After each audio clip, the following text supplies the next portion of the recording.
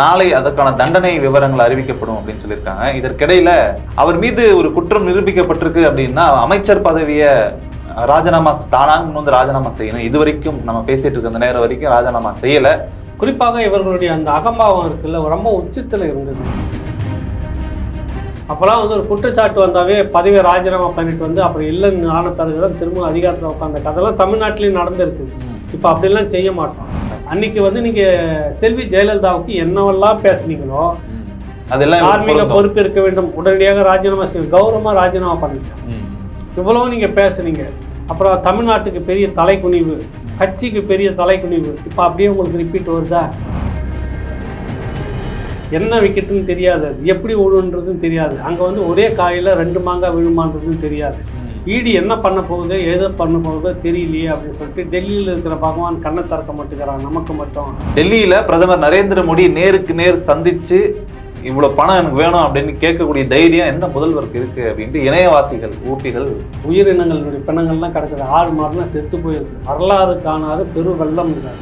இந்த நேரத்தில் ஐஎன்டிஏ கூட்டம் தான் முக்கியம். இப்போ உட்காந்துட்டு ஒரு சம்பிரதாயத்துக்கு பிரதமரை சந்திக்கிறதுன்னு அடுத்த ஒரு பகுதி முழுக்க பேர் அவலத்துக்குள்ள இருக்கு. 4 மாவட்டமும் ரொம்ப இவர் கூட்டணி பிரதமர் கனவுல போய் உட்காந்து பேசிட்டு இருக்காரு. அப்போ அவருக்கு பயங்கர அதிர்ச்சி. உடனே என்ன சொல்றாரு, ஹிந்தி தெரியாத அவங்களுக்கு, இது இந்துஸ்தான், இந்து பொதுமொழி, தேசிய மொழி, ஹிந்தி தேசிய மொழி, இது நீங்க கத்துக்கணும். சொல்றது யாரு? நிதிஷ்குமார் அவர்கள் சொல்றாரு. ஆனா அப்படியே ஐம்பொழின்னு உட்காந்து பேசாம வந்துட்டாங்க. ஐயா மீட்பு நடவடிக்கை விரைவாக செய்யறது நீங்க முடிவெடுத்து நீங்க பண்றதுக்கு எதுக்கு முதலமைச்சர் பார்த்துட்டு எல்லாமே மத்திய அரசுனாக்கா எதுக்கு நீங்க அப்படின்னு கேள்வி வருதா இல்லையா? வீட்டை விட்டு வெளியே வர முடியாது. வந்தோம்னா இடுப்பளவு தண்ணி இருக்கிற மாதிரி. தென் மாவட்டங்களே அந்த மாதிரியான சம்பவம் நடக்குது. இப்பவும் அதே மாதிரி நடந்திருக்கு. இதுல ரைட் அப்னு போஸ்ட் உட்காந்து இவங்கெல்லாம் தூக்கி போயிட்டு அங்கே போட்டுணும். இப்போ தென் மாவட்டம் அந்த குளத்துக்குள்ள போட்டுணும். நீங்கள் அவருக்கு ஒரு படம் பண்ணிட்டீங்க, நெருக்கம், அந்த சமூகத்துடைய ஓட்டு வேணும்னு நீ பண்ண ஒரு லாபிக்காக அவர் இப்படியெல்லாம் பயன்படுத்துகிறப்ப கேள்வி வருமா வராது? உன்னை போல ஒரு மனிதன் ரோட்டில் குட்டமாக நின்றுட்டு ஐயா வாங்க எங்கள் தெரு எங்கள் பகுதிக்குள்ளே வாங்க, அவர்களெல்லாம் ஒரு நண்பராக இருந்தால் போயிருந்தாங்க, கதறாங்கல்ல, சும்மா வாங்க, ஒரு வண்டியாக நிற்கிறாங்க, கதறாங்க, போயிட்டே இருக்குது. அப்படியான்னு கேட்டுக்கிட்டு நகர்ந்துக்கிட்டே இருக்குது வண்டி. ஒரு வண்டியாக மறிச்சிட்டு இருக்கிறாங்க அந்த இளைஞர்கள் சேர்ந்து, பெரியவங்களுக்கு சேர்ந்து. அப்போ அவனும் மனிதன், இவரும் மனிதனா? இந்த வித்தியாசம் தெரியுங்கன்னா சொல்லுங்க.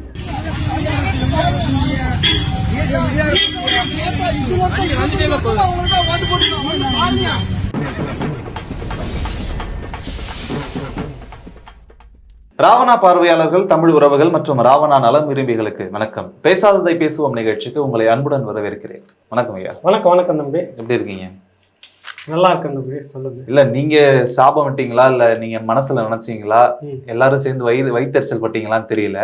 அடுத்தடுத்து திமுகவில் அமைச்சர்கள் மீதான குற்றச்சாட்டுகள் நிரூபணமாகி கொண்டு அவர்களுக்கு தண்டனை வரைக்கும் போய்கிட்டு இருக்கு. அந்த வகையில செந்தில் பாலாஜி அவர்களை தொடர்ந்து பொன்முடி அவர்கள் மீது குற்றம் சாட்டப்பட்டு அவர் விடுதலை செய்யப்பட்டிருந்தாலும் அந்த விடுதலை ரத்து செய்யப்பட்டு நாளை அதற்கான தண்டனை விவரங்கள் அறிவிக்கப்படும் அப்படின்னு சொல்லியிருக்காங்க. இதற்கிடையில அவர் மீது ஒரு குற்றம் நிரூபிக்கப்பட்டிருக்கு அப்படின்னா அமைச்சர் பதவியை ராஜினாமா தானாங்க ராஜினாமா செய்யணும். இது வரைக்கும் நம்ம பேசிட்டு இருக்க அந்த நேரம் வரைக்கும் ராஜினாமா செய்யல. என்னவாக இருக்கும்? ராஜினாமா செய்ய வர மாட்டாரா? இல்லை, அதில் நீங்கள் முதல்ல ஒரு கேள்வியில் ஒன்று சொன்னீங்க, சாபம் நம்ம நினைப்பு அப்படிலாம் ஒன்றும் கிடையாது. மக்களுடைய மனதில் இருக்கிறது தான் நம்ம பேசுகிறோம். குறிப்பாக இவர்களுடைய அந்த அகம்பாவம் இருக்குல்ல ரொம்ப உச்சத்தில் இருந்தது. இவங்க அதிகாரத்துக்கு 10 வருஷம் காஞ்சி போய் இருந்துட்டு அதிகாரம் கையில் எடுத்துட்டு உடனே அவங்க பேசின விதம், ஓட்டுக்கு முன்னாடி மக்களே, தமிழ் மக்களே அப்படின்லாம் பேசிட்டு, தமிழ் அன்னையை போய் வணங்கி ஓட்டெல்லாம் கேட்டுட்டு வந்துட்டு திராவிடியன் மாடல் நாங்கள் இப்படித்தான் அப்படின்னு முறுக்கிக்கின்னு திருப்பிக்கின்னு மக்களெல்லாம் எதேச்சிகாரமாக பேசின விதம் இருக்குல்ல. கடந்த ஆட்சியில் எதையெல்லாம் இவர்களை எதிர்த்தார்களோ ஆட்சிக்கு வந்தாலும் அதையெல்லாம் ரொம்ப முனைப்போடு செய்கிற அந்த போக்கு, அதுக்கு எதிராக மக்களை ஒடுக்கி அந்த விதம் எல்லாம் சேர்ந்து அது பேசின விதம் ரொம்ப உச்சத்தில். ஒரு முதலமைச்சர் மனம் நொந்து இப்படிலாம் பேசாதீங்க, உங்களால் நான் தூக்கம் இழந்து நிம்மதி இழந்து போகிறேன் அப்படின்னு பேசணும். நக்கலாக அவர் பார்த்து திரும்பி சிரிக்கிறது, இதெல்லாம் ஒரு உச்சமாக தான் இருந்தது. மக்களை பார்த்துட்டு காசு வாங்கினீங்கல்ல சும்மா வா அப்படின்னு கேட்கறது, ஓசியில் போகிறீங்கல்ல அப்படின்னு கேட்கறது, கேள்வி கேட்டால் நீ எனக்கு ஓட்டு போட்டியான்னு கேட்க, அப்புறம் பதிலுக்கு எடுத்தெறிஞ்சு பேசுறது.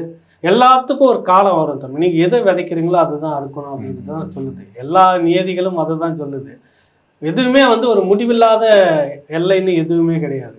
இப்ப எல்லாம் ஒரு எல்லையாக வந்து நிக்கிறது. எல்லைச்சாமி வந்து நின்றுட்டான் அப்படின்னு நீங்க சொல்லணும். கர்மா இஸ் பூமராங். ஆமா, அதுதான் வந்து இப்ப அவருக்கு வந்து நீ மக்களை பார்த்து ஓசியில போறீங்களா, ஓசியில போறீங்கன்னு சொல்லி காட்டியிருந்தப்ப இப்ப நீங்க ஓசியில போக போறீங்க, கவர்மெண்ட் பஸ்ல ஜன்னல் வச்ச பஸ்ல போக போறீங்க, ஓசியில தங்க போறீங்க, ஓசியில சாப்பிட போறீங்க, அந்த நிலைக்கு உங்களுக்கு வந்துருச்சு பாத்தியா அப்படின்றது தான் இப்ப வந்து பேசியிருக்கிற விஷயம்.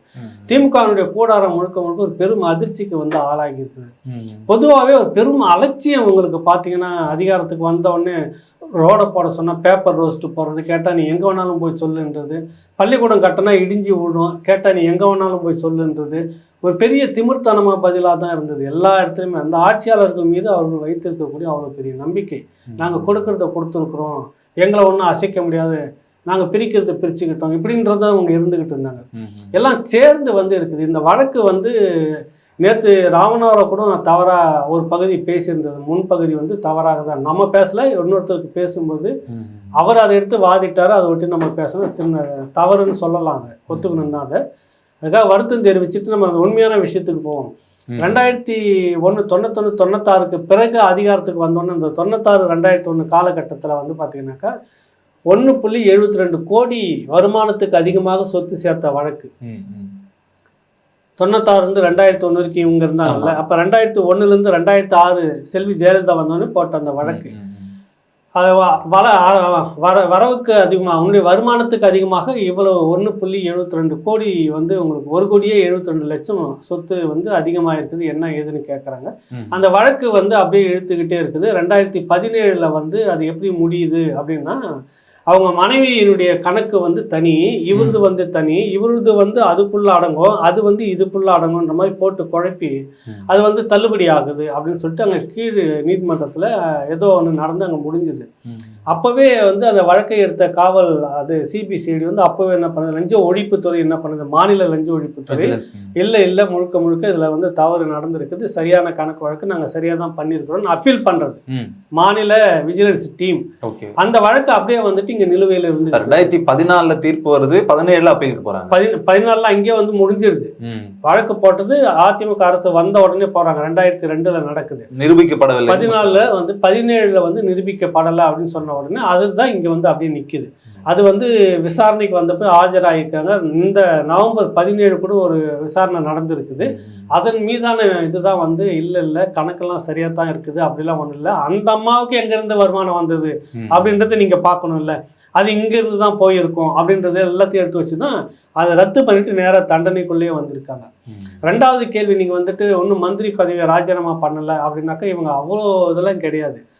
கம்பிக்குள்ளே போய் இருந்தாலும் வந்து லாக்கா இல்லாத மந்திரியாக தான் நாங்கள் இருப்போம் அப்படின்ற மாதிரியான பரம்பரை. அவர் விசாரணைக்காக போயிருக்காரு, எப்படி இருந்தாலும் நாங்கள் அப்படிதான் கௌரவமாக வச்சுக்கிட்டு இருப்போம். அதெல்லாம் வந்து அந்த காலம், அதுக்குன்னு வந்து கக்கன் காலத்திலேயே நாங்கள் இருக்கிறோம் சொல்லுங்க, காமராஜர் காலத்திலேயே இருக்கிறோம், உங்களுக்கு மூக்கையா தேவர்னு ஒருத்தர் ஏற்கனவே பேசியிருக்கிறோம், அந்த மாதிரிலாம் நாங்கள் இருக்கிறோமா எளிமையாக சொல்லு, அப்படிலாம் ஒன்றும் கிடையாது. அப்போலாம் வந்து ஒரு குற்றச்சாட்டு வந்தாவே பதவியை ராஜினாமா பண்ணிட்டு வந்து அப்புறம் இல்லைன்னு ஆன பிறகுதான் திரும்ப அதிகாரத்தில் உட்காந்த கதெல்லாம் தமிழ்நாட்டிலேயும் நடந்திருக்குது. இப்போ அப்படிலாம் செய்ய மாட்டோம். அதனால வந்து உடனே இப்போ தேசிய கொடியை வந்து இறக்கிட்டாங்க தீர்ப்பு சொன்ன உடனே. அடுத்தது ஏன் அவர் பதவியை ராஜினாமா பண்ணல அப்படின்னா தீர்ப்பு சொன்ன பிறகுதான் அது செய்வாங்க. வந்துட்டாங்க அவருக்கு உடனடியாக வந்து ஜெயலலிதா அவர்களுக்கு டான்சி நிலபேர அது இதுவும் சொத்து குவிப்பு வழக்கு ஊழல்ல தான் வரும். அதுல வந்த உடனே என்ன பண்ணாங்க, தீர்ப்பு சொல்றாங்க புன்கா பெங்களூர்ல. அவர் சொல்ற சிறப்பு நீதிமன்ற நீதிபதி சொல்றாரு புன்கா சொன்ன உடனே வந்துட்டு அப்பவே அவருக்கு அங்க அவங்களுடைய தேசிய கொடி அந்த வண்டியில இருந்த தேசிய கொடியை இறக்கிட்டாங்க. அடுத்து தீர்ப்பை வந்து தள்ளி வைக்க சொல்றாங்க, தீர்ப்பையே தள்ளி வைக்க சொல்றாங்க, தண்டனையை நிறுத்தி வைக்க சொல்றாங்க. ஏன்னா அதுக்கும் அவர் அவகாசம் தராது. 2 நாள் நீங்க இருந்துட்டு திங்கட்கிழமை கூட வாங்க, நிறைய அலுவல் இருக்கும், முடிச்சுட்டு வந்த பிற்பாடு நான் தீர்ப்பு சொல்றேன்னு. அப்புறம் இல்லை நீங்க தீர்ப்பையே சொல்லிடுங்க உடனே வந்து ராஜினாமா சொல்றாங்க. அப்பீலுக்கு போறாங்க உச்ச நீதிமன்றத்துல. அங்கே வந்துட்டு தீர்ப்பை வந்து நிறுத்தி வைக்க முடியாது, தண்டனையை வேணால் நீங்கள் நிறுத்தி வைக்கலாம் அப்படின்னு உச்ச நீதிமன்றம் தீர்ப்பு கொடுத்ததுன்னா இப்போ உதாரணத்துக்கு பொன்முடிக்கு வரப்போகுது. அன்னைக்கு வந்து நீங்கள் செல்வி ஜெயலலிதாவுக்கு என்னவெல்லாம் பேசுனீங்களோ அதெல்லாம் தார்மீக பொறுப்பு இருக்க வேண்டும், உடனடியாக ராஜினாமா செய்யும், கௌரவமாக ராஜினாமா பண்ணிட்டாங்க. இவ்வளவு நீங்கள் பேசுனீங்க. அப்புறம் தமிழ்நாட்டுக்கு பெரிய தலைக்குனிவு, கட்சிக்கு பெரிய தலைக்குனிவு, இப்போ அப்படியே உங்களுக்கு ரிப்பீட் வருதா? காலம் எப்படி கொண்டு வந்து நிறுத்துது பாருங்க. இப்ப உங்களுக்கு தலைக்குனிவு இல்லைன்னு சொல்ல மாட்டீங்க, தமிழ்நாட்டுக்கு தலைக்குனிவு இருக்காது. இப்போ வந்து முற்போக்கு சிந்தனைன்னு சொல்லுவீங்க நீங்க. உங்களுக்கு ரைட் அப் டீம்லாம் நிறைய வச்சிருக்கீங்க, ஒரு 32 வகைரா அதுக்குன்னே வச்சிருக்கீங்க. எல்லாம் சேர்ந்து கூப்பாடு போட்டு உங்களை புனிதராக ஆக்கணும்னு நினைப்பாங்க. ஆனால் இப்போ தீர்ப்பு நாளைக்கு சொல்லப்பட்ட பிறகு நீங்கள் மேல்முறையீடு போகிறதுக்கு உச்சநீதிமன்றத்துக்கு போகும். எப்படி இருந்தாலும் உங்களுக்கு இனி கண்டம் தான் அப்படின்றத எப்படி பார்த்தாலும் அது குறைஞ்சபட்சமாக 3 ஆண்டுகளுக்கு மேலே கிடைக்கின்ற மாதிரி சொல்கிறாங்க. நீங்கள் அங்கே போனீங்கன்னா நிறுத்தி வச்சுட்டு வழக்கு இழுத்துக்கிட்டே இருந்தாலும் கூட ஒரு கட்டத்தில் அதுதான் வரும். ஏன்னா உங்களுக்கு அதுக்கான இதெல்லாம் வந்துருச்சு. இது தவிர்த்து இன்னொரு வழக்கு பிறகு 2வது ரவுண்டு வந்தாங்கல்ல, வந்து அமைச்சராக ஆன உடனே மண் குவாரி எடுத்த விஷயத்துல அந்த விஷயத்தில் எடுத்து அந்த வழக்கு தனியாக 2006-11 அந்த வழக்கு தனியாக இருக்குது. வேலூர் நீதிமன்றத்தில் மாற்றி அங்கே தீர்ப்பு கொடுத்து வெள்ளூர் வழக்கு ஒன்று தனியாக வந்திருக்குது. அதுவும் கீழே இனிமேல் தான் அதை விசாரித்து அதுக்கு தீர்ப்பு சொல்லுவாங்க. இது வேற. இது தாண்ட இன்னொரு பெரிய விஷயம் இருக்குது. இனிமேல் அதுதான் ஆட்டம் அடுத்ததுன்னு. இப்போ சமீபத்தில் மண்ணெல்லாம் கான்ட்ராக்ட் எடுத்து மகன் பேரில் நடத்தி பெரிய பிரச்சனையாகி இடி ரெய்டெல்லாம் அடித்து நிறைய எடுத்தாங்கல்ல. அதில் துபாயில் ஒரு 44 கோடிக்கு ரொம்ப கம்மியாக 44 அப்படின்னு ஒரு பெரிய ஹோட்டலில் வாங்கினதான தகவல். ஆனால் உண்மையான வேலை வேற. ஓகே, வாங்கினது இவ்வளவும் தகவல், விற்றது எவ்வளவு அப்படின்னா 140 கோடிக்கு வித்திருக்கிறதா தகவல். இதெல்லாம் ஆவணங்கள் கிடைச்சி எடுத்து வச்சிருக்கிறதாவும் ஏற்கனவே ஒரு நிறுவனத்தை வாங்கி வித்ததே ஒரு அக்யூஸ்ட், அது வேற தனியா இருக்கு. இது வேற தனியா இருந்து அதெல்லாம் கிடைச்சிருக்கு, ஆவணத்துல கிடைச்சிருக்கு. ஏதுன்னு கேட்ட உடனே மண் எடுத்து பணம், மணல் இது பண்ணிட்டு இருக்கோம், அதுல வந்த பணம் அப்படி. அதில் வந்த பணமே இவ்வளவுன்னா அப்போ எவ்வளோ ஒரு கதெல்லாம் வருது. அது தனியாக எடுத்து வச்சுக்கிறாங்க. அதனுடைய ஆட்டம் சிகாமணி அவருடைய மகன் இதெல்லாம் ஏற்கனவே சொல்லி கேட்டு கொடுத்துருக்கிறாரு. ஆவணங்கள் இருக்கிறதா சொல்கிறாங்க. தமிழ்நாட்டு தலைவர்கிட்டையும் அதுக்குனுடைய நகல் ஒன்று இருக்கிறதா சொல்கிறாங்க. அது எப்போ அவர் காட்டி அதை பற்றி பெரிய பிரச்சனை பண்ணுவார் நமக்கு தெரியாது. இந்த ஆட்டெல்லாம் இனிமேல் தான் தொடங்கும்.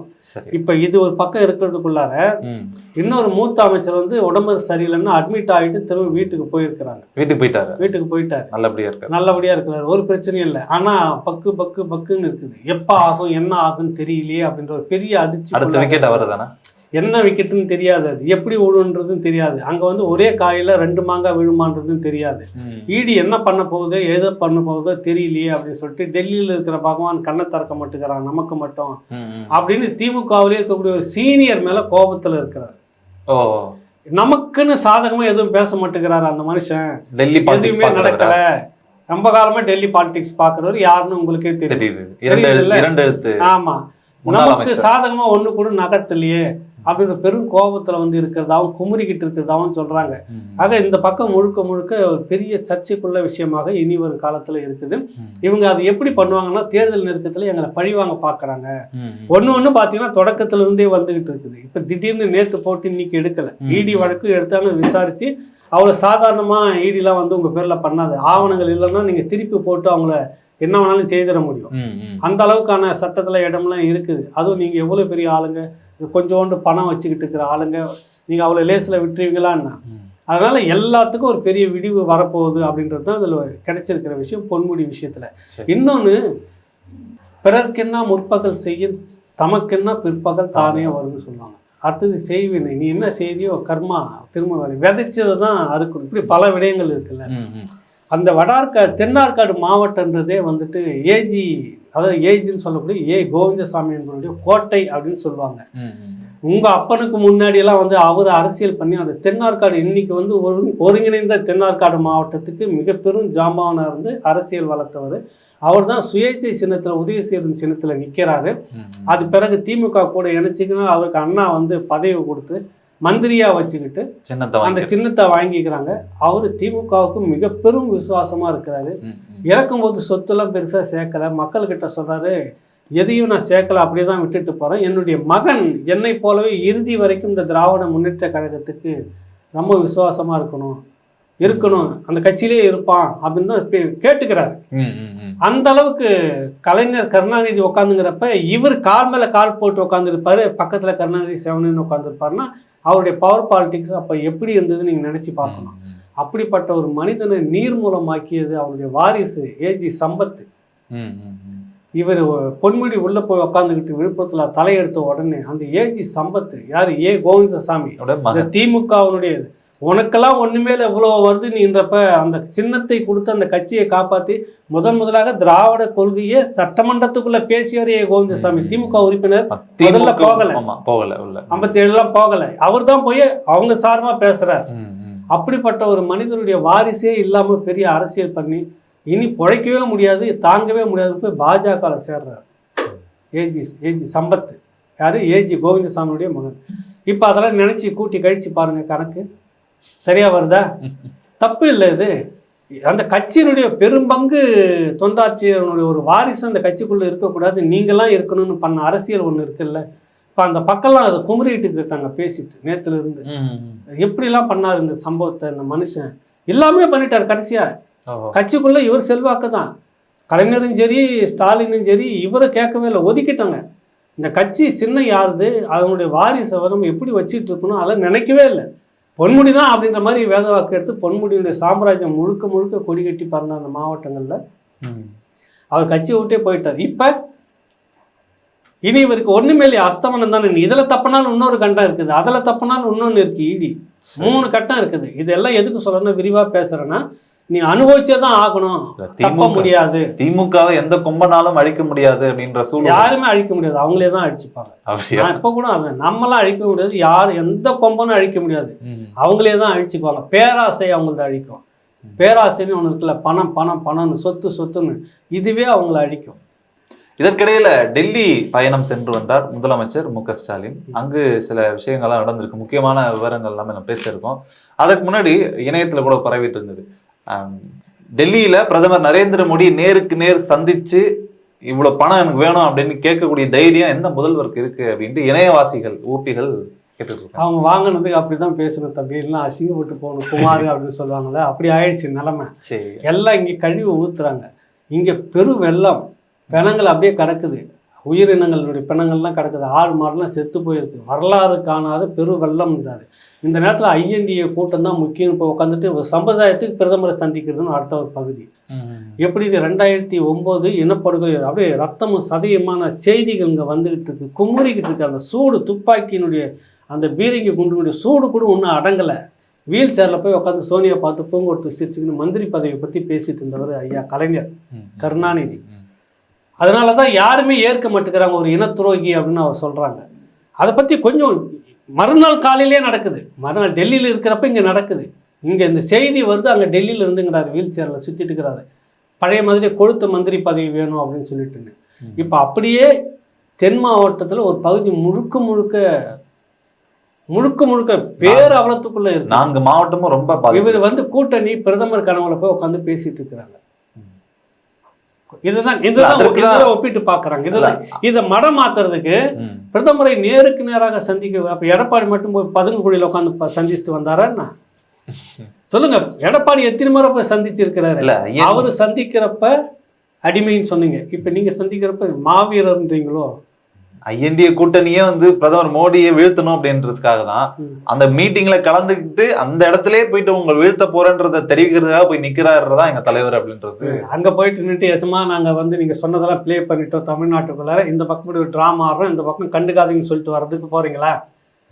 நீங்க வசனம் பேசுறது என்ன வேணாலும் பேசலாங்க. நீங்க ஒரு பிரதமர்ன்ற முறையில சந்திச்சிருக்கீங்க, நம்ம வரவேற்கிற இல்லைன்னு சொல்ல வரல. முதல்ல நீ இங்க இருக்கணுமா இல்லை எங்க இருக்கணும் சொல்லுங்க. அமைச்சர்கள் எல்லாம் போயிருக்கிறாங்க, எல்லாம் ஓகே. அவருடைய மகன் உதயநிதி ஸ்டாலின் பிரதான அமைச்சர், தமிழக அமைச்சரவை. இல்ல, அவர் மட்டும்தான் பிரதான அமைச்சர், முதன்மையான அமைச்சர், வேற யாருமே இல்ல. இப்ப நிவாரண நிதி கொடுக்கறதுனா கூட தொழிலதிபர்கள்லாம் முதலமைச்சர்கிட்ட கொடுக்குறாங்க, மற்றவர்கள் எல்லாமே உதயநிதி ஸ்டாலின் தானே கொடுக்குறாங்க. அவர் தானே இப்ப பிரதமர். அடுத்ததுதான் அவரு சிஎம் என்ற மாதிரி தானே பேசிட்டு இருக்கிறாங்க. அதனால அவரை விட இங்கேயே பிடிச்சிக்கலாம். அப்ப அவரு ஆய்வுக்கு போறாரு. அது இல்ல, முதலமைச்சர் முறை நீங்க அங்க நின்று இருக்கணும். குறைஞ்சபட்சம் மதுரையில போயிட்டு உட்காந்துக்கிட்டு அங்கிருந்து மேற்பார்வை பார்த்துக்கிட்டு இருந்திருக்கணும். அந்த பகுதிக்குள்ள போக முடியாது. சரி, வயது காரணம், உடல்நிலை சரியில்லை, பல காரணங்கள் சொல்றேன். இருந்தாலும் அங்கே போய் உட்காந்துக்கிட்டு குறைஞ்சபட்சம் ஒரு அருகில் போய் இருந்துக்கிட்டு நீ செய்யறது, மக்களுக்கு செய்யறதை விட்டுட்டு இப்பன்னா அவ்வளோ அவசரம் ஐஎன்டிஏ கூட்டணும் எல்லாம் அடுத்த முறை தள்ளி வச்சுக்க முடியாதா? உங்கள் பிரதிநிதிகள் தான் இருக்கிறாங்களே, கலந்துக்க வச்சுக்கலாம்ல. இதுதான் சொல்ல வராங்க. 2009 மே 18 அன்னைக்கு நீ எப்படி சக்கர நாற்காலியில் போய் உட்காந்து பதவியை பற்றி பேசி இந்த பக்கம் என்ன படுகொண்டே சத்தம் அடங்குறதுக்குள்ளார கூக்குரல் அடங்குறதுக்கு முன்னாடி இப்படி செய்துங்களோ இப்போ அதே போல் செய்கிறாருன்னு படத்தை எடுத்து போட்டு காட்டுறாங்க. அது வந்து ஒன்று.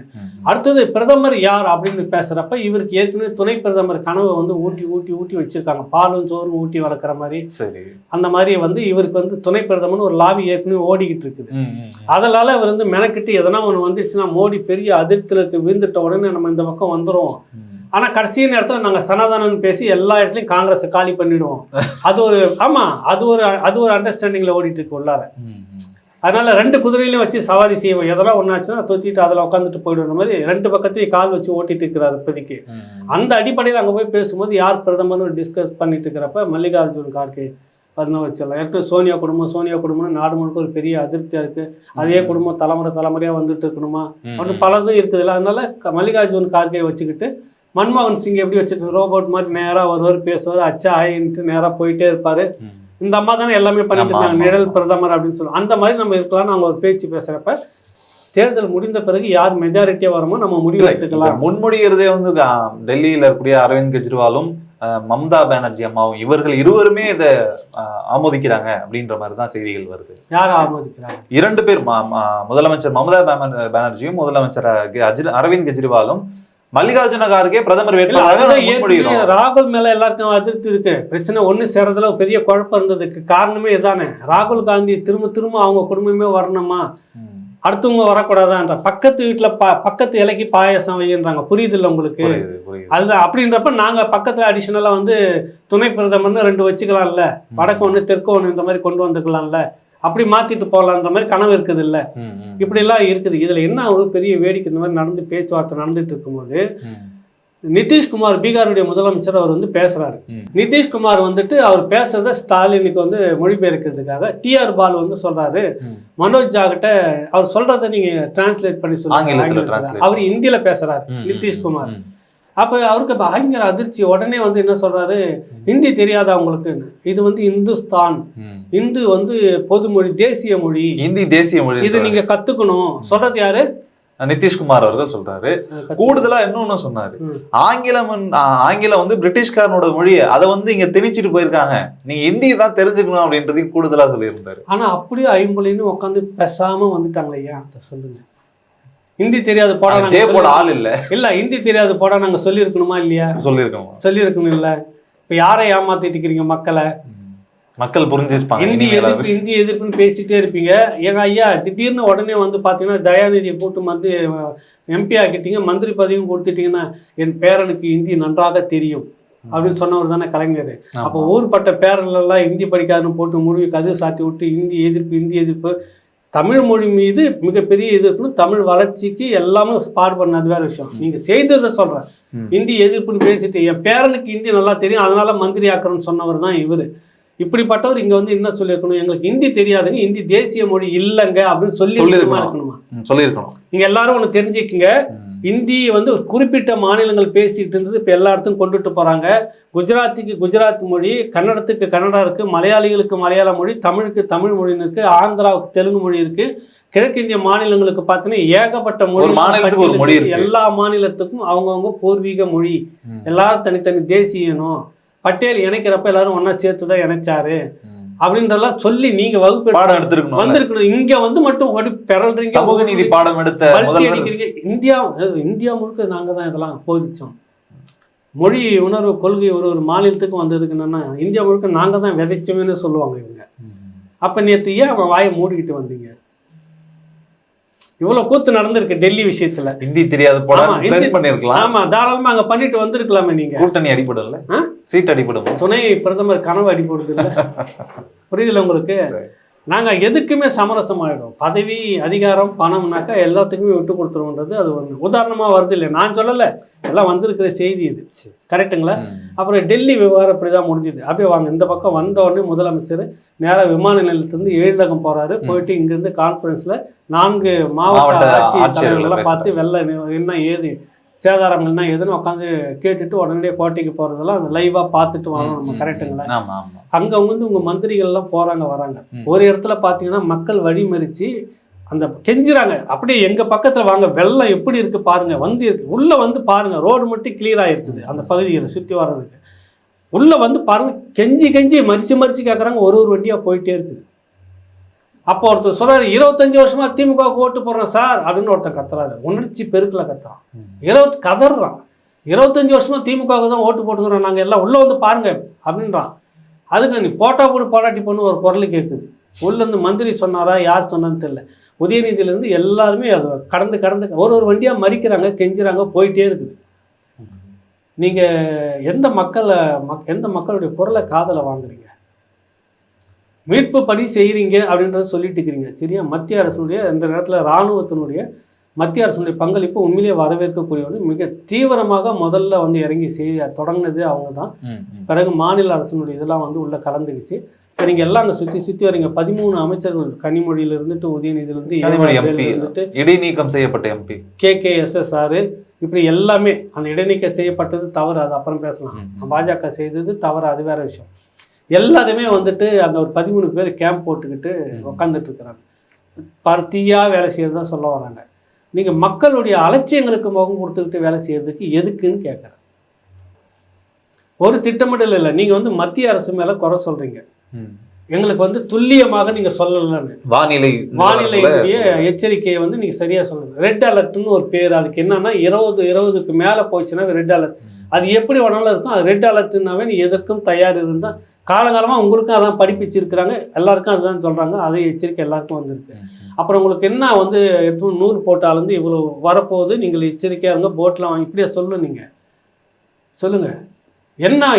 என்ன பேச்சு பேசுங்க? எல்லாத்துக்குமே நீங்க மத்திய அரசு எடுத்து ஒரு அரசியல் பண்ணலாம், விவசாய இல்ல. வானிலை நிலவரம் சொல்ற நிறுவனம் மத்திய அரசு கட்டுப்பாட்டுல வருதுன்றதுனால ஏதாவது அரசியல் சொல்லுங்க. நீங்க வந்து 2002 வந்து மாநில அரசு துல்லியமாக தெரிந்து கொள்ள வேண்டும் என்பதற்காக 2 பலூன், 2 ரேடார், ரொம்ப உச்சத்தரம் அதிநவீனமான கருவிகள், சூப்பர் கம்ப்யூட்டர், அப்புறம் இன்னும் நிறைய அது சம்பந்தமான எக்யூப்மெண்ட்டு, 100 இடத்துல வந்துட்டு தானிங்க ஆட்டோமேட்டிக்கினுடைய இது வந்து உங்களுக்கு மழை எச்சரிக்கை வந்து சொல்லக்கூடிய அளவு, இப்படி எல்லாத்துக்குமே கணக்கு போட்டு 10 கோடி ரூபாய் ஒதுக்கப்படுகிறது.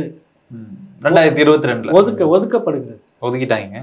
என்னன்னு கேட்க, எங்க போச்சு, செய்தீங்களா இல்லையா, ஏன் செய்யல? மாநில அரசு இது வரைக்கும் நீங்க ஒன்றும் உங்களுக்காக செய்துக்காம நீங்க ஒன்றும் மத்திய அரசையே எதிர்பார்த்துட்டு இருப்பீங்களா? இது இன்னைக்கு எவ்வளோ அட்வான்ஸா வந்துருச்சு, உங்களுக்கும் அக்கறை இருக்கணும் இல்லை? துல்லியமா இவ்வளவு வீடு ஒரு கீழ்த்தலை முழுக்க ஒன்று தெருவுகளில் வெள்ளம் போகும், வீடெல்லாம் இடிச்சுட்டு ஜோசியமா சொல்ல முடியாது உங்களுக்கு?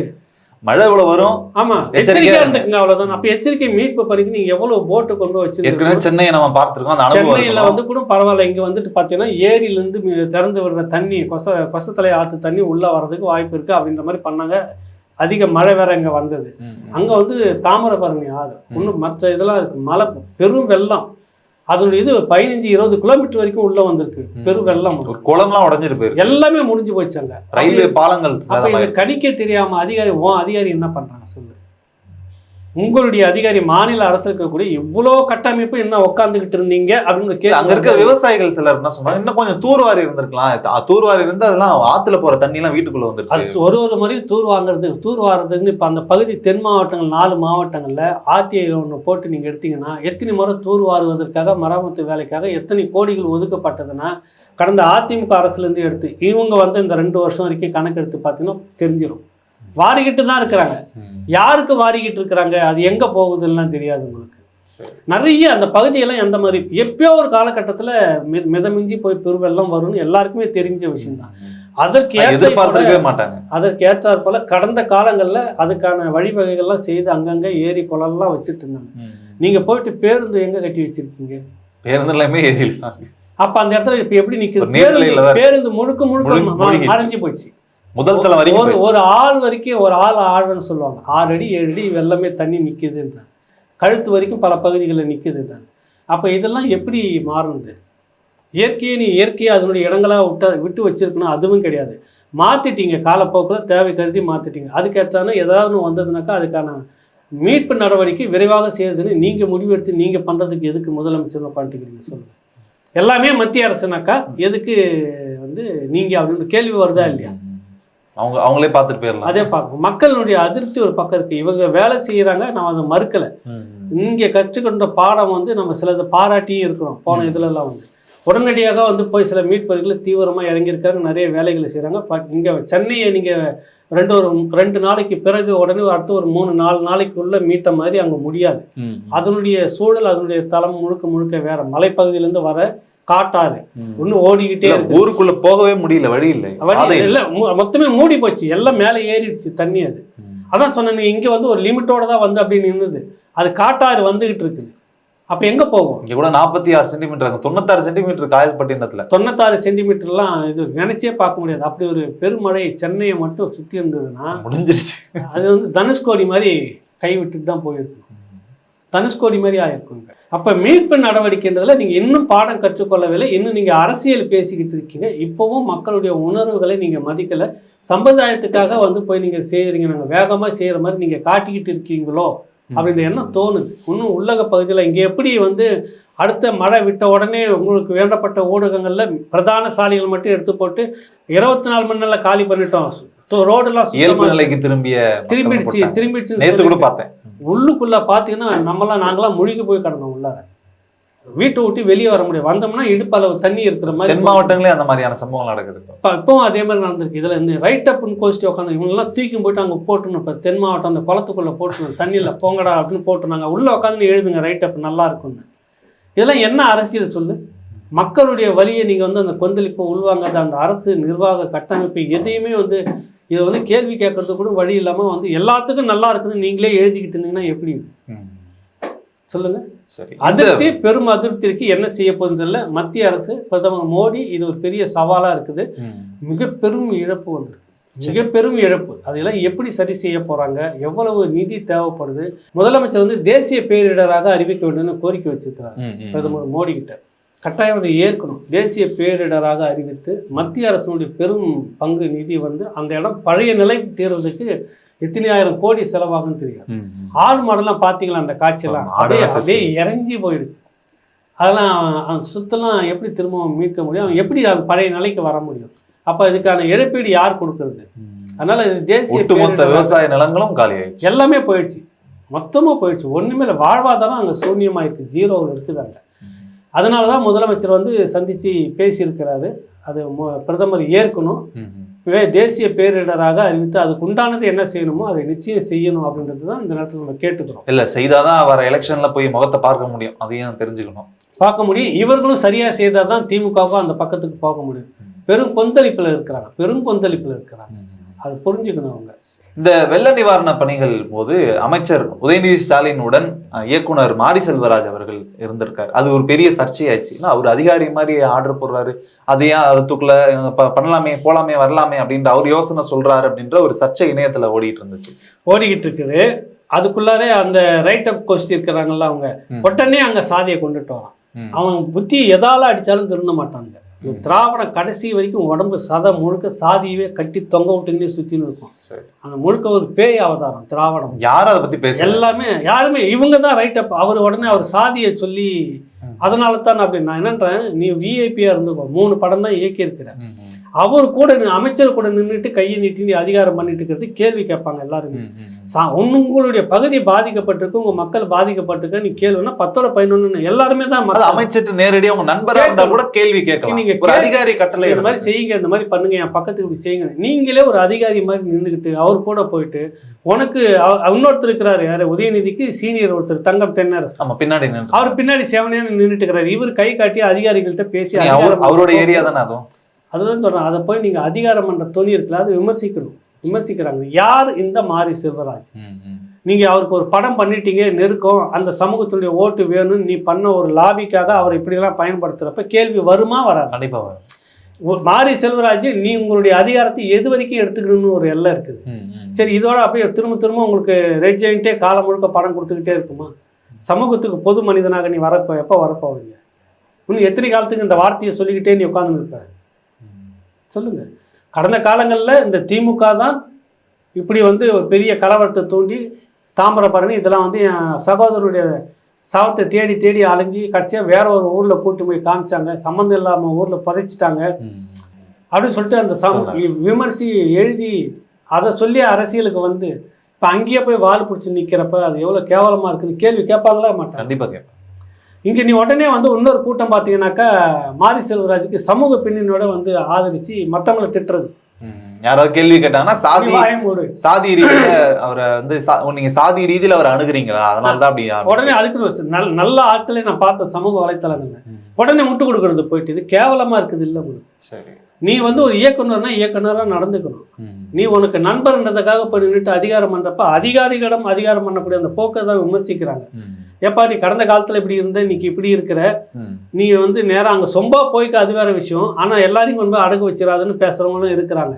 அடுத்து உங்களுடைய பகுதிக்கு வேணுன்ற மாதிரி அடுத்தவங்களுடைய பகுதிக்கு வேணும்னு எல்லாரும் கேட்குற அந்த போல அது கொடுப்பாங்களா மாட்டாங்களா? சரி, உன்னை போல ஒரு மனிதன் ரோட்ல குட்டமா நின்றுட்டு ஐயா வாங்க எங்க தெரு எங்க எங்க எங்க எங்க பகுதிக்குள்ள வாங்க, அவர்களெல்லாம் ஒரு நண்பரா இருந்தா போயிருந்திருப்பாங்க. கதறாங்கல்ல, எங்க சும்மா வாங்க, ஒரு வண்டியா நிக்கிறாங்க, கதறாங்க, போயிட்டே இருக்குது. அப்படியான்னு கேட்டுக்கிட்டு நகர்ந்துக்கிட்டே இருக்குது வண்டி, ஒரு வண்டியா மறிச்சுக்கிட்டு இருக்கிறாங்க அந்த இளைஞர்கள் சேர்ந்து பெரியவங்களும் சேர்ந்து. எங்க உள்ளார வாங்க, இந்த பகுதி தான் வந்துட்டீங்க, ஓட்டு கேட்க உள்ள வந்தீங்க, இப்போ கொஞ்சம் உள்ள வாங்கன்னு கதறான் ஒரு முறையும். அப்போ அவனும் மனிதன் இவரும் மனிதனா? இந்த வித்தியாசத்தை நீங்க என்ன சொல்லுவீங்க? ஒருத்தங்க பக்கத்துல நின்றுக்கிட்டு அதிகாரம் பண்ணி சொல்லிட்டு இருக்கிறாரு, அதிகாரிக்கே உத்தரவு போட்டுக்கிறாரு, இன்னொன்று வந்து கதறிக்கிட்டு இருக்காங்க ஒரு கூட்டன்றப்ப அப்புறம் நீங்க இதுக்கு என்ன நீங்க இதை சொல்லுவீங்க? நீங்க இல்ல நீங்களும் இப்படி ஒரு விமர்சனத்தை வைக்கும்போது விசிக எம்எல்ஏ ஆளூர் ஷானவாஸ் அவர்கள் ஒரு பதிவு போடுறாரு. விஷால் சென்னையில வெள்ளத்தின் போது அவர் ஒரு கேள்வி கேட்கும்போது அவரை ஹீரோவாக நீங்க பார்த்தீங்க. இன்னைக்கு அதே கேள்வியை மாரி செல்வராஜ் அவர்கள் என்னன்னு கேட்டாரு? என்ன கேட்டாரு அவர்? மாரி செல்வராஜ் என்னன்னு கேட்டாரு? சொல்லுங்க, என்ன கேட்டாரு? விஷால் கேட்ட மாதிரி கேட்டாரா? இல்ல. சொல்லுங்க. இந்த அரசு வந்து ரொம்ப தாமதமாக மீட்பு பணிகளை செய்ய தொடங்கி இருக்குது, இல்ல முன்கூட்டியே திட்டமிட்டு இருக்கணும், எத்தனை போட்டுகளை கொண்டு கன்னியாகுமரியிலிருந்து மீனவர்கள் தானா போட்டு எடுத்துட்டு ஓடி வராங்க, நீங்க என்ன பண்ணீங்க அரசு? இந்த கேள்வி கேட்டுருந்தா மாரி செல்வராஜ் ஹீரோ. அவர் கூட இப்போ அவர் படத்தை நீங்கள் சொல்கிற மாதிரி சாதிய சிந்தனையாருன்னா பார்த்தாங்க, எல்லாரும் கொண்டாடினாங்கல்ல. ஏன் உங்களுக்கு மட்டும் இந்த புத்தி வந்து டக்குன்னு அங்கே போய் நின்றுக்கிறீங்க உடனே? அவர் என்ன கேட்டிருக்கணும்? இன்னைக்கு பறந்து வந்துட்டு இருக்கிற இந்த போட்டெல்லாம் பக்கத்தில் கன்னியாகுமரியிலேருந்து வர போட்டெல்லாம் அரசு முன்கூட்டியே தூக்கின்னு வந்திருக்கணுமா இல்லையா? அது இல்லை பேசியிருக்கணும் நீங்கள். அது உடனே இது கேட்டுட்டா வந்து அவர் கேட்டால் முற்போக்கு, இவர் இவர் என்ன கேட்டார்? முதல்ல என்ன கேட்டார்? அரசு சுட்டி காட்டுனாரா? எதனா பேசினாரா? இல்ல. சொல்லு. நீங்க மந்திரி மாதிரியே போய் நின்றுட்டு மந்திரி உதயநிதியே நீதானு தெரியல, அப்படி போஸ்ட் கொடுத்து சுத்திட்டு இருக்கிறீங்க. உங்களுக்கு ஒரு முன்னுரிமையை நீங்க காட்டிக்கிறீங்க. அங்க இருக்க ஒருத்தர் சொல்றாரு, இங்க அது இவ்வளவு தூரம் போக முடியல அப்படின்றாரு. அவரு அதெல்லாம் போலாங்க, எனக்கு தெரியுங்க, நம்ம ஏரியா தாங்க, இது ஏங்க போக முடியலன்ட்டு இவர் கேள்வி கேட்கும் போது உண்மையிலே இப்ப விமர்சனம் அதுதான் நான் சொல்ல வரேன். போக முடியலன்றப்ப போகுதுன்னு நீ சொல்றப்ப நீ எப்படி நீ என்ன அங்க சொல்லிட்டு இருக்க? சொல்லு. அதுவும் அவன் ஏரியா தான், நீங்களும் அந்த ஏரியா தான். அவனுக்கு தெரியுது, உனக்கு தெரியலன்னு நீ பேசுறன்னா என்ன அர்த்தம் அது? சொல்லு. இதுதான் விமர்சனத்துக்கு ஆளாகுது. இதில் வந்து நீங்கள் உடனே வழக்கம் போல் சாதியை கொண்டு வந்து அதுக்கு ஒரு கூட்டம் வந்து முட்டு கொடுக்குறது இருக்கு பாரு, அது அயோக்கியத்தனம். இதனால தான் ஒன்றும் இப்படியே இருந்துக்கிட்டு இருக்கிற விமர்சனங்கள் வந்து நீங்களே இந்த இடத்துல வந்து பெரியார்கள்லாம் இழுத்துக்கிட்டு வருவாங்க எல்லாம் வரிசையாக. இதுதான் சொல்ல வர்றது என்னென்னா, சத உடம்பு முழுக்க அந்த சாதியத்தை தொங்க விட்டுக்கினே தெரியும் திராவிடம். பேசுறதெல்லாம் திராவிட கோஷ்டிங்க தான். அதனால தான் சொல்ல வரேன். டெல்லியில் நடந்த INDA கூட்டணி விஷயத்துல கூட்டணியில பேசும்போது ஒரு நிறைய தீர்மானங்கள் வச்சாங்க. ஒரு முக்கியமானது ஒண்ணு, வரக்கூடிய வெள்ளிக்கிழமை ஒரு நாடு தழுவிய ஒரு ஆர்ப்பாட்டத்தை நடத்தணும் அப்படின்னு சொல்லியிருக்காங்க. இந்த இடைநீக்கம் செய்யப்பட்ட எம்பிக்கள் அவர்களை அந்த எதாச்சி அதிகார போக்கை கண்டித்து பாஜக அந்த வெடிகுண்டு விவகாரத்துக்கும் பதில் அளிக்கல அப்படின்றத பல விஷயங்களை சொல்லி போராட்டம் பண்ணலாம்னு சொல்லியிருக்காங்க. இது எந்த வகையில வரவேற்கத்தக்கது? உண்மையிலே வரவேற்கக்கூடியது. இதுல வந்துட்டு பாஜக வந்து ரொம்ப தான் தோண்டித்தனம்னு சொல்லுவாங்கல்ல, அவங்களுடைய அந்த அதிகார துஷ்பிரயோகம்னு சொல்லுவாங்கல்ல, அதை செய்ததை தான் பார்க்க முடியுது. கேள்வி கேட்குறாங்கன்றப்ப பதில் சொல்லணும். அது நீங்கள் கடந்த காலங்களில் அப்படிலாம் பண்ணியிருக்கிறீங்க. இப்போ அவங்களும் அப்படிதான், எதிர்கட்சிகள் வந்து ஏதோ ஒரு அசம்பாவியம் நடந்து உயிர் சேதம் ஏற்பட்டிருந்தால் இன்னும் நடந்திருக்குன்ற கேள்வி கேட்க வராங்க. என்னென்னவோ கதைகள்லாம் உள்ளே வருது. அதனால தான் இவங்க இவ்வளோ கொந்தளிப்பெல்லாம் கேட்குறாங்க. சம்மந்தப்பட்டவங்க வந்து பாஜக பின்னணியில் இருக்குமோ அப்படின்னு சொல்லிட்டு பண்ணுறாங்க. அதை கடிதம் கொடுத்தது பாஜக ஆட்கள். அதில் ஒரு பையன் வந்து ஏற்கனவே ஒரு பாஜக எம்பி, எந்த எம்பி அப்படின்னு கேட்டாங்க. அது ஒரு முக்கியமான காரணங்கள்லாம் சொல்கிறாங்க. அவர்கிட்ட அவர் தான் அந்த கர்நாடகத்தில் பெரிய அளவில் மகன் சொல்லுவாங்க. அப்படிப்பட்ட சீனியர்கிட்ட தான் அந்த பையன் வந்து ஒரு புகைப்படம் எடுத்துக்கிட்டதா சொல்ல வராங்க. தெரியல, உறுதியா தெரியல, இனிமேல் எல்லாத்தையும் விசாரிக்கணும். இந்த பின்னணியில வந்துட்டு ஏதோ ஒரு விஷயம் நடந்திருக்குது அப்படின்னு இவங்க எல்லாம் சந்தேகப்படுறாங்க. ஏன் நடந்தது? ஒருவேளை இதை சொல்லி நாடு முழுக்க இருக்கக்கூடிய இப்படியான எதிர்ப்பு குழுக்கள் நிறைய இருக்குதுல்ல, மக்களோட சேர்ந்து எதிர் பிரச்சாரம் பண்றவங்களெல்லாம் கைது பண்றதுக்காக இப்படி ஒரு செட்டப் பண்ணாங்களா இன்டெலிஜென்ட் அப்படின்ற கேள்வியெல்லாம் இருக்குது. தேர்தல் நேரத்தில் இப்போ மோடிக்கு எதிராக நிறைய எதிர்ப்பு பிரச்சாரம்லாம் வர வாய்ப்பு இருக்கிறது. அப்படியானவர்கள்லாம் இனம் கண்டு இதை சொல்லி கோத்து விட்டு இப்படிலாம் ஒரு வழக்கு கைது பண்றதுக்கு சாதகமா எடுத்துக்கிறாங்களோ அப்படின்ற கேள்வி இதுக்குள்ள இருக்குது. ஆக ஜனநாயக ரீதியாக அவங்க கேள்வி கேட்கறாங்க, பதில் சொல்லணும். நீங்க அதுக்குன்னு வந்து சஸ்பெண்ட் பண்றீங்கன்னாக்கா அது என்ன அர்த்தம்? அந்த கேள்வி இருக்குல்ல. அப்ப எதுக்கு போகணும் ஒரு எம்பி உள்ளார? மக்கள் பிரச்சனை இப்பதான் வாயத்தை இருக்கிறாங்க, மக்கள் பிரச்சனை இப்பதான் பேசுறாங்க 4 வருஷமா. இதுக்கே வந்து நீங்க உடனே வெளியே தூக்கி போடுறீங்க, அதெல்லாம் ஒண்ணும் இல்லை சஸ்பெண்ட் அப்படின்னு சொல்லிட்டீங்கன்னா அப்புறம் நீங்களே கூடி நீங்களே உட்காந்துக்கலாம். எதிர்கட்சி வேற கட்சிகள் எதுவுமே தேவையில்லை. 4 அறைக்கு உள்ள 4 செவத்துக்குள்ளார பேச வேண்டிய விஷயத்த பொது வெளியில பேச வேண்டாமே அப்படின்னு சொல்றாங்க. அது என்ன இல்ல இது என்ன பொது தேச பாதுகாப்பு விஷயம். தேச பாதுகாப்புன்னு இப்படியே சொல்லிட்டு நீங்களே உட்காந்துட்டு இருந்தீங்கன்னா என்ன அர்த்தம்? தேச பாதுகாப்பு தான் இவங்களுக்கு கேள்வி கேட்கறாங்க. குறைஞ்சபட்சம் இவங்களுக்கு பதிலாவது நீங்க சொல்லியிருக்கணுமா? இதுல இன்னும் நிறைய விரிவாக விவாதிக்கணும். தனியாக அதை நம்ம தனியாக பேசுவோம். பல்வேறு தகவல்களை கொடுத்துருங்க. மிக்க நன்றி. நன்றி, வணக்கம்.